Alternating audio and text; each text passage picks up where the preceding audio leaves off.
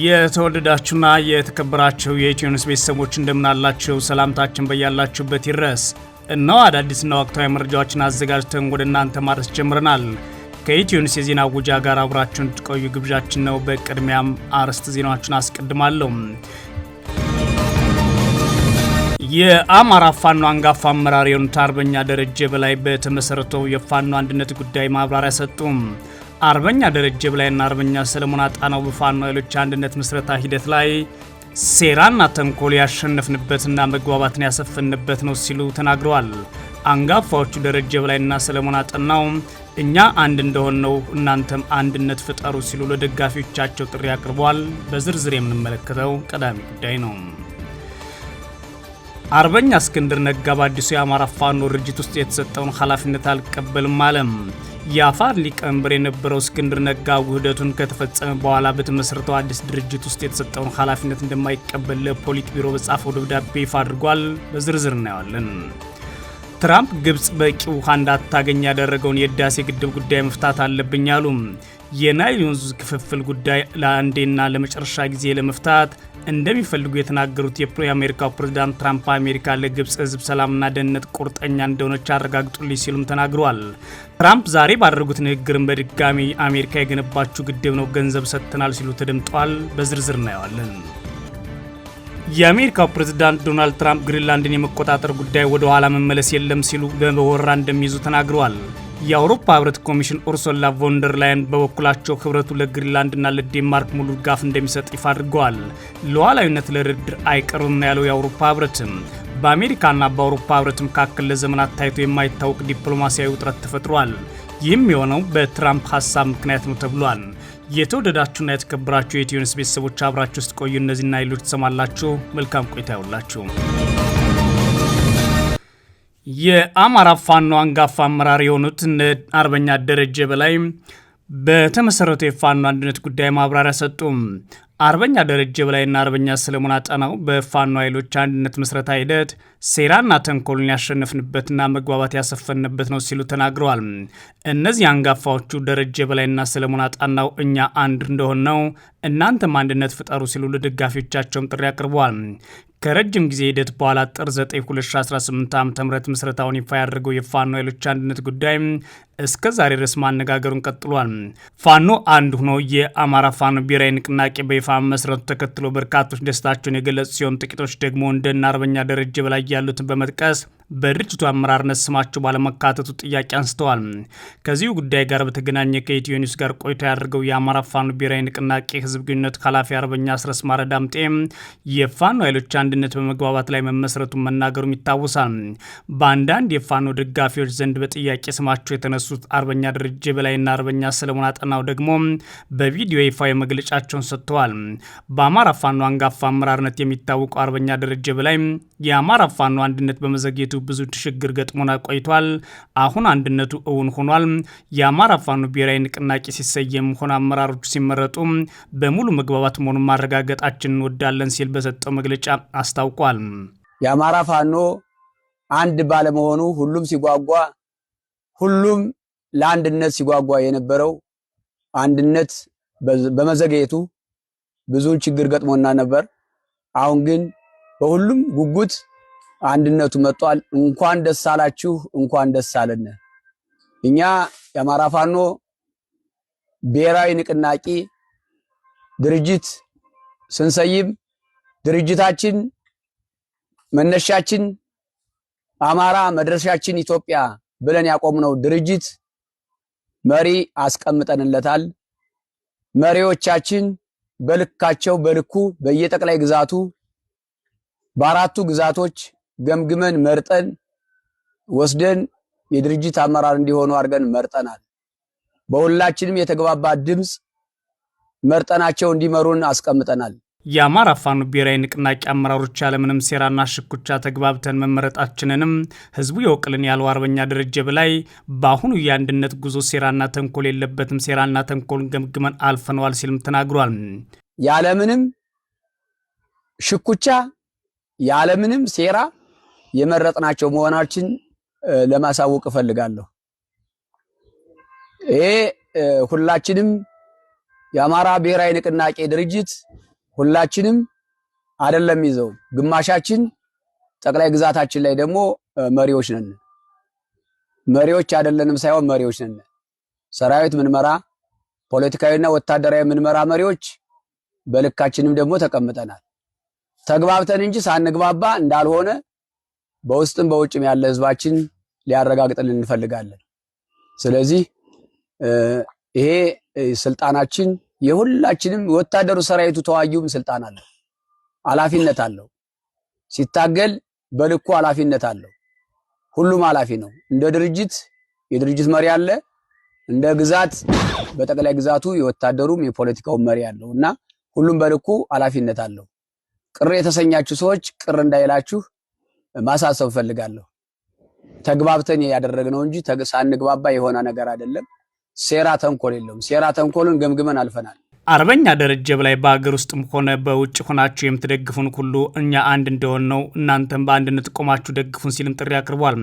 በእኛ ምክንያት የተለያየ አስተላልፍ የነበራችሁ በአንድነት እንድትቆሙ ጥሪ አቅርባለሁ ያለው ደረጀ በላይ እስካሁን አንድ ባለመሆናችን ለፈጠርነው ቅሬታ ይቅርታ እንጠይቃለን ሲል ተደምጧል። በእኛ የተነሳ ተለያይታችሁ ነበር። በእኛ የተነሳ እንደኛ ከ2 ከ3 ከ4 ሆናችሁ ነበር። አሁን ግን መልእክታችን አንድ እንድትሆኑ ነው። በአንድ ምክር በአንድ ሐሳብ እንድትደግፉን እንፈልጋለን። ድጋፋችሁ እንዳይለይ እንፈልጋለን። ውጭ ላይ ያላችሁ እንደኛ እንድትታረቁልን እንፈልጋለን። ውጭ ላይ ያለው ወገናችን በጣም ይቅርታ እንጠይቃለን። ውስጥ ላይ መሬት ላይ ላለው አታጋያችን ህዝባችንም ከፍቶታል፣ አስከፍተናል፣ አንገላትተነዋል። ይቅርታ እንጠይቃለን። ይቅርታ እየጠየቅን ትግላችን ግንባር ይመራል፣ እናሸንፋለን። አርበኛ ደረጀ በላይ አክሎም አሁን ላይ ፋኖ አንድ በመሆኑ ብልጽግና ስርጎ ያስገባቸውና በየመንገዱ ህዝብ ያማረሩትን መልክ ያስይዛል ሲል ማስታውቋል። ደረጀ በላይ የፋኖ አንድነት የኛ ያልሆኑትን ለይቶልናል ምን ያለው። በተመሳሳይ የአማራ ፋኖ ብሔራዊ ንቅናቄ ምስረታና የፋኖ ኃይሎች አንድነት በተመለከተ መግለጫ የሰጠው አርበኛ ሰለሞን አጠናው አንድነቱ በመግባባት ላይ የተመሰረተና አመራሩ ማንና የት ቦታ ይሁን የሚለውን በውይይት የተወሰነ ነው ሲል አስታውቋል። አርበኛ ሰለሞን አጠናው ከአንዳንድ ደጋፊዎቻችን ዘንድ ከአመራር አመዳደብ ምርጫ ጋር በተያያዘ ለሚነሳው ጥያቄ መልስ ሰጥቻለሁ ብሏል። ሰለሞን አጠና ይህ የፋኖ ኃይሎች የአንድነት ሂደት ቃልም በተግባር የፈጸምንበት ነው ሲል ነው ያስታወቀው። አንድነቱ የመጣው ፈልገነው ሁላችንም ተስማምተንበት ተግባብተንበት ማን የት ቦታ መሆን አለበት የሚለውን የጋራ አድርገነው ተጠንቶ ብዙ ተደክሞበት የመጣ አንድነት ነው። አንዳንድ ደጋፊዎቻችንም ሰራዊታችንም ጭምርት እነገሌ ለምን እዚህ ቦታ ሆኑ፣ እነገሌ ለምን አልሄዱም፣ እነከሌ ለምን ዝቅ አሉ፣ ለምን ከፍ አሉ የሚለው ቃል በተግባር ይፈጸም ዘንድ ቃል የእምነት ዕዳ ነውና ትላንትና በሚዲያ እየወጣነ እኛ አንድነት ነው የምንፈልገው፣ እኛ አንድ ነው የምንሆነው፣ አባል ሆነን መታገል እንችላለን፣ መታገል እንፈልጋለን፣ ዋናው ነፃነትን እንጂ የምንፈልገው ስልጣን አይደለም፣ ስልጣኑ የቁጥቋጦ ስልጣን ነው እያልን ስንናገር የነበረውን ቃላችን በተግባር ለመፈጸም ይመሩና ለምንል ወንድሞቻችን ኃላፊነቱን አስረክበን እኛ ደግሞ በሚመጥነን ሰራዊቱ ጋር ሆነን እያታገልነ ሙተን ይሄን ህዝብ ነፃ ማውጣት ስለሆነ አላማችን በዛ ልክ እንድትረዱና ሁላችሁም ከመበሻሸቅ ወጣችሁ ከሌላ ነገሮች ከጎጠኝነት፣ ከመንደርተኝነት፣ ከሰፈርተኝነት ወጥተን ሁላችንም ይሄን ተቋም እየደገፍነ እየመራነ በህግና በስርዓት የሚመራ ተቋም ነው። ስለዚህ የሰራ ሰው ይመሰገናል። መደገፍ የመረጥናቸው መሪዎቻችሁን መደገፍ ይኖርብናል። አርበኛ እስክንድር ነጋ በአዲሱ የአማራ ፋኖ አደረጃጀት ውስጥ የሰጠውን ኃላፊነት አልቀበልም ብሏል። የአፋር ሊቀመንበር የነበረው እስክንድር ነጋ ውህደቱ ከተፈጸመ በኋላ በተመሰረተ አዲስ ድርጅት ውስጥ የተሰጠውን ኃላፊነት እንደማይቀበል ለፖሊት ቢሮ በጻፈው ደብዳቤ ይፋ አድርጓል። የአማራ ፋኖ ብሔራዊ ንቅናቄ ጥናትና ስትራቴጂ ኃላፊ ሆኖ የተመደበው የንቅናቄው የፖሊት ቢሮ አባል የሆነው እስክንድር ነጋ በተመደበበት የፖሊት ቢሮ አባልነት መስራት አልችልም ሲል ጥር 12 2018 ዓ.ም ለአማራ ፋኖ ብሔራዊ ንቅናቄ ፖሊት ቢሮ በጻፈው ማመልከቻ ጠይቋል። በአማራ ፋኖ ብሔራዊ ንቅናቄ ምስረታ ተደስቻለሁ ያለው እስክንድር ነጋ የዚህ ታሪካዊ ድርጅት ምስረታ አካል በመሆኔ ትልቅ ክብር ይሰማኛል ብሏል። ሆኖም በአዲሱ ውህደት ድርጅታችሁ ውስጥ የፖሊት ቢሮ አባል ሁኜ መስራት እንደማልችል ታውቆ በተመደብኩበት ቦታ ላይ ሌላ ሰው እንዲተካ ሲል መጠየቁን ከማመልከቻ ደብዳቤው ላይ ለመረዳት ተችሏል። ለፖሊት ቢሮ የጻፈው ደብዳቤ መልስ ሳይሰጠው ወደ ሚዲያ እንዲወጣ ያደረገው እስክንድር ነጋ ጉዳይ አነጋጋሪ ሆኖለታል። ብዙዎቹ እስክንድር ነጋ ግልጽ ያላደረገው ምክንያት በራሳቸው ይህ ይሆናል በሚል ድምዳሜ ዝርዝር ምክንያት እያቀረቡ እየሞገቱ ሚዲያ የትግሉን ሂደትና የተመሰረተውን አዲስ ድርጅት ሲያብጠልጥሉ አምሽተዋል። በርካቶች ደግሞ አርበኛ እስክንድር ነጋን በባህሪውና በተለያዩ ጉዳዮች ሲከሱት አምሽተዋል። አርበኛ እስክንድር ነጋ በአዲሱ የኃላፊነት ቦታ ላይ መቀጠል ያልፈለገበት ምክንያት ብቻ ሳይሆን ድርጅቱ ለጠየቀው ጥያቄ የሰጠው ምላሽም አልታወቀም። እስክንድር ነጋ በተመሰረተው የአንድነት ተቋም ውስጥ በተራ የድርጅት አባልነት ያለምንም ቅድመ ሁኔታ እንደምቀጥልና የሚጠበቁብኝን ኃላፊነቶችና ግዴታዬን በሙሉ እንደምፈጽም አረጋግጣለሁ ሲልም አስታውቋል። ትራምፕ ግብጽ በቂ ውሃ እንዳታገኝ ያደረገውን የህዳሴ ግድብ ጉዳይ መፍታት አለብኝ አሉ። የናይል ወንዝ ክፍፍል ጉዳይም ለአንዴና ለመጨረሻ ጊዜ ለመፍታት እንደሚፈልጉ የገለጹት ፕሬዚዳንቱ አሜሪካ ለግብጽ ህዝብ ሰላምና ደህንነት ቁርጠኛ ናት ብለዋል። ከቀናት በፊት በአባይ ወይም ናይል ጉዳይ ላይ ኢትዮጵያና ግብጽ ለማደራደር ጥያቄ ያቀረቡት የአሜሪካው ፕሬዚዳንት ትራምፕ ኢትዮጵያ የናይል ወንዝ ፍሰትን የሚያስቆም ግድብ ሰርታለች ብለዋል። በዚህም ምክንያት ግብጽ ከናይል ወንዝ በቂ ውሃ እንደማታገኝ የተናገሩት ፕሬዚዳንቱ ይህንን ጉዳይ መፍታት ይኖርብኛል ሲሉ ተደምጠዋል። ትራምፕ ይህን ንግግር የተናገሩት በድጋሚ ወደ ስልጣን የመጡበት አንደኛ ዓመት በማስመልከት ትላንት ጥር 12 2018 ዓ.ም ለጋዜጠኞች በሰጡት መግለጫ ላይ ነው። ባለፈው አንድ ዓመት ውስጥ አስተዳደራቸው አሳክቷል ያሏቸውን ጉዳዮች ዘለግ ያለ ጊዜ ወስደው ያብራሩት ፕሬዚዳንቱ በተደጋጋሚ የሚናገሩት 8 ጦርነቶች አስቆሚያለሁ የሚል መከራከሪያ በዚህ መግለጫም ላይ አንስተዋል። ትራምፕ እንዳስቆሙ ከገለጿቸው ጦርነቶች ውስጥ በእስራኤልና ኢራን፣ የኮሶቮና ሰርቢያ፣ የኮንጎና ሩዋንዳ፣ የፓኪስታንና ህንድ እንዲሁም አርሜኒያና አዘርባይጃን መካከል የተካሄዱ ግጭቶች ይገኙባቸዋል። በኢትዮጵያና ግብጽ መካከል ሊነሳ ነበር ያሉትን ጦርነትን በዚህ ዝርዝር ውስጥ አካተውታል። እነዚህ ጦርነቶች ለመቋጨት የማይቻሉ በማለት የገለጹት ፕሬዚዳንቱ ለእያንዳንዱ ጦርነት የኖቤል ሽልማት ማግኘት ነበረብኝ ሲሉም ተደምጠዋል። ፕሬዚዳንቱ ከሚዘረዝሯቸው ከነዚህ ግጭቶች ውስጥ አብዛኛው ለቀናት ብቻ የቆዩ ግጭቶች ሲሆኑ በኢትዮጵያና ግብጽ መካከል ደግሞ አንድም ወታደራዊ እንቅስቃሴ አልተደረገም። ትራምፕ ግን በማክሰኞው ንግግራቸው ግብጽና ኢትዮጵያ በግድቡ ምክንያት ሊዋጉ ነበር፣ እኔ ግን አስቆምኳቸው ብለዋል። ኢትዮጵያ ውስጥ ናይል ከሚባለው ትንሽ ወንዝ የሚመጣን ፍሰት የሚያስቆም ግድብ ሰርተዋል ያሉት ፕሬዚዳንቱ አሁንም ቢሆን ይህንን ጉዳይ መፍታት እንዳለባቸው ሲናገሩ ተደምጠዋል። ዛሬም ቢሆን ትራምፕ በንግግራቸው ግድቡንም ሆነ ውሃው እንደማያውቁትና ወንዙንም አጠቃላይ እንዳልተረዱት አስታውቀዋል። ሁልጊዜም ናይል ግብጽ ውስጥ እንዳለ ነበር የማስበው ውቡ ናይል ከፒራሚዶች ጋር ብለዋል። እነርሱ ግን ግድብ ገነቡ ሲሉ ኢትዮጵያን ጎንጅለዋል። ትራምፕ የናይል ወይም አባይ ወንዝን ትንሽ ቢሉትም መረጃዎች ግን 650 ኪሎ ሜትር ርዝመት በመያዝ በዓለም ረጅም ወንዝ ሆኖ አማዞን ይፎካከራል። የተባበሩት መንግስታት እንደሚለው ወንዙ 11 የተፋሰሱ ሀገራትን በማካለል በቀጠናው መረጋጋትና በውሃ ደህንነት ላይ ከፍተኛ ጠቀሜታ ያለው ወንዝ ነው። ፕሬዚዳንት ትራምፕ አሜሪካ ለግድቡ ግንባታ የዋለውን ገንዘብ ሰጥታለች የሚለው ንግግራቸውን በድጋሚ በዛሬው መግለጫቸውም ላይ አንስተዋል። ለግድቡ ክፍያ የፈጸሙ ማን እንደሆነ ታውቃላችሁ? ዩናይትድ ስቴትስ ኦፍ አሜሪካ ነች ይላሉ። በዓለም ላይ ትልቁ ግድብ ይመስለኛል ሲሉ ለጋዜጠኞችም ተናግረዋል። ከአሜሪካ ተሰጥቷል ያሉትን ገንዘብ በተመለከተ እኔ እንዴት ይህ እንዲሆን ፈቀዳቸው? ለምን እንዲህ ያደረግን አልኩ? እኛንን ገንዘብ ድጋፍ ያደረግነው ሲሉም አክለዋል። የግድቡን መገንባት ምንኛ አስከፊ ነገር ነው ማለት የገለጹት ፕሬዚዳንቱ በዚህም ምክንያት ግብጽ በቂ ውሃ እያገኘች እንዳልሆነ ሲናገሩ ተደምጠዋል። ግብጽ አባይ ውስጥ በቂ ውሃ የላትም። ውሃውንም ለብዙ ነገሮች ይጠቀሙ ለመዝናኛ፣ ለጉዞ፣ ለቱሪዝምና ሌሎች ነገሮች ብለዋል። ትልቅ ግድብ አላቸው። አሁን እሱን ለመፍታት መስራት ይኖርብኛል ሲሉም እቅዳቸውን በይፋ ተናግረዋል። ትራምፕ ይህንን በኢትዮጵያና በግብጽ መካከል የቁርሾ ምንጭ ስለሆነው የናይል ወንዝና የታላቁ ህዳሴ ግድብ በዚህ አይነት መልኩ ሲናገሩ የመጀመሪያቸው አይደለም። ለሁለተኛ ጊዜ ወደ ስልጣን ከመጡ በኋላ በተለያዩ ጊዜያት አሜሪካ ለግድቡ ግንባታ የዋለው ገንዘብ እንደሰጠችና በሁለቱ ሀገራት መካከል የተካሄደውን ጦርነት እንደማስቆሙ በተደጋጋሚ ተናግረዋል። በትራምፕ ስለሚነሳው የአሜሪካ የገንዘብ ድጋፍ ባለፈው ዓመት መጨረሻ ላይ ከቢስ ጥያቄ ቀረበላቸው። የውሃና ኢነርጂ ሚኒስትር ሀብታሙ ኢተፋ የህዳሴ ግድብ በኢትዮጵያ ህዝብና መንግስት ገንዘብ የተገነባ የሚል ምላሽ ሰጥተው ነበር።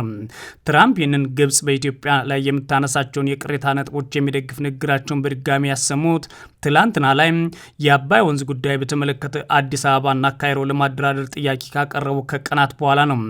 ፕሬዚዳንቱ ባለፉት ሳምንት ጥር 8 ለግብጽ ፕሬዚዳንት አብዱልፈታህ አልሲሲ በጻፉት ደብዳቤ በታላቁ የኢትዮጵያ ህዳሴ ግድብ ዙሪያ ያለውን ውጥረት መፍታት ከአጀንዳዬ በቀዳሚነት የሚቀመጥ ነው ብለዋል።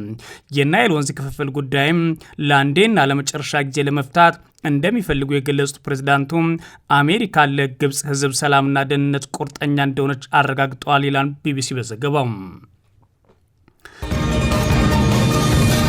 የአሜሪካው ፕሬዝዳንት ግሪንላንድ ለመቆጣጠር ጉዳይ ወደ ኋላ መመለስ አይቻልም ሲሉ በጦርም ቢሆን ሊወሯት እንደሚችሉ ድጋሚ አረጋግጠዋል።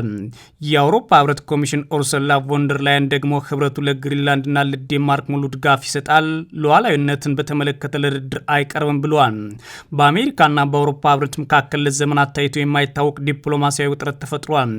ፕሬዝዳንት ትራምፕ ግሪንላንድን በአሜሪካ ቁጥጥር ስር ማስገባት ወሳኝ ጉዳይ እንደሆነና ይህንን ማቋማቸው በተመለከተ ወደ ኋላ መመለስ እንደሌለ ጋዜጠኞች በይፋ ተናግረዋል። ዋይት ሀውስ ውስጥ በተሰጠው ጋዜጣዊ መግለጫ ላይ ግሪንላንድ በተመለከተ ስራዎች በጥሩ ስራ እየተካሄዱ መሆናቸውን የተናገሩት ትራምፕ ውጤቱ በቅርቡ ታዩታላችሁ ብለዋል። በግሪንላንድ ምክንያት ከኔቶ ጋር ያላቸው ግንኙነት የሚቋረጡበት ሁኔታ ይኖር እንደሆነ ቢቢሲ የተጠየቃቸው ትራምፕ በሁሉም መንገድ ለኔቶ የኔን ያህል የሰራ የለም በማለት ተናግረዋል። ግሪንላንድ የተመለከተ ውሳኔያቸው ለዓለም ደህንነት ስለሚፈለግ ኔቶም ሆነ እኔ ደስተኛ እንሆናለን ሲሉ ገልጸዋል። ግሪንላንድ ለመጠቅለል ወታደራዊ ኃይል መጠቀም በተመለከተ ትራምፕ ከምርጫቸው ውጪ አለመሆኑን የተነገረ ሲሆን በኤንቢሲ ኒውስ ኃይል ይጠቀሙ እንደሆነ ለቀረበላቸው ጥያቄ መልስ አልሰጥም የሚል መልስ ሰጥተዋል። የግሪንላንድ የኢንዱስትሪና የተፈጥሮ ሀብት ሚኒስትር ናጃና ታሴስ ለቢቢሲ እንደተናገሩት ግሪንላንዳውያን በትራምፕ ፍላጎት ግራ መጋባታቸውን በመግለጽ አሜሪካዊ መሆን እንደማንፈልግ በደንብ ግልጽ አድርገናል ብለዋል። ይህ በእንዲህ እንዳለ ደግሞ ስዊዘርላንድ ውስጥ እየተካሄደ ባለው የዓለም ኢኮኖሚ ፎረም ላይ የፈረንሳይ ፕሬዚዳንት ኢማኑኤል ማክሮን ባደረጉት ንግግር ዓለም ሕግ ወደሌለበት አቅጣጫ እያመራች ነው ማለት አስጠንቀዋል። የካናዳው ጠቅላይ ሚኒስትር ማርክ ካርኒ በበኩላቸው አሮጌው ስርዓት ተመልሶ አይመጣም ብለዋል። የአውሮፓ ህብረት ደግሞ ከዴንማርክና ከግሪንላንድ ጎን እቆማለሁ ሲል ይፋ አድርጓል። የአውሮፓ ህብረት ኮሚሽነር ኡርሱላ ቮንደር ላየን ህብረቱን ለግሪንላንድና ለዴንማርክ ሙሉ ድጋፍ እንደሚሰጥ አስታውቀዋል። ሉዓላዊነት ለድርድር አይቀርብም ሲሉም ተናግረዋል። በዳቮስ የቡድን 8 ላይ ንግግር ያደረጉት ኮሚሽነሯ የአውሮፓ ህብረት ከዴንማርክና ከግሪንላንድ ጋር እጅ ለእጅ ተያይዞ እንደሚሰራ ገልጸዋል። በምጣኔ ሀብትና በመሰረተ ልማት ዘርፍ ድጋፍ መስጠት እንደሚቀጥሉ አክለዋል። የአውሮፓ ህብረት የአርክቲክ ደህንነት ለመጠበቅ ከአሜሪካና ከሌሎች አጋሮች ጋር በጋራ ፍላጎት ላይ ማተኮር ይሰራል ብለዋል። ካናዳ፣ ኖርዌይ፣ ዩናይትድ ኪንግደም ጨምሮ በአውሮፓ ያሉ ሀገራት የጋራ ደህንነት ትኩረት እንደሚሰጡ የገለጹት ኮሚሽነሯ አውሮፓ አዲስ የደህንነት መዋቅር መላመድ አለባትም ብለዋል። ፕሬዚዳንት ዶናልድ ትራምፕ ግሪንላንድን የመጠቅለል እቅዳቸውን የማይደግፉ የአውሮፓ ሀገራት ላይ ታሪፍ ለመጣል መዛታቸውን ስህተት መሆኑን ገልጸዋል። ያለፈው ነሐሴ የአውሮፓ ህብረትና የአሜሪካ የንግድ ስምምነት መፈራረማቸውን በማስታወስ ስምምነት ነው፣ ወዳጆች ሲጨባበጡ ትርጉም ሊኖረው ይገባል ብለዋል ኡርሱላ ቮንደር ላየን። ትራምፕ ታሪፍ የሚጥሱ ከሆነ ግን የአውሮፓ ህብረት ምላሽ የጋራ ቆራጥና የማያዳግም እንደሚሆን ኮሚሽነሩ አስረግጠው ተናግረዋል ማለት ቢቢሲ ዘግቧል። የተወደዳችሁና የተከበራችሁ የኢትዮ ኒውስ ቤተሰቦች መረጃዎቻችን እነዚህ ነበሩ። መልካም ጊዜ እመኛለሁ።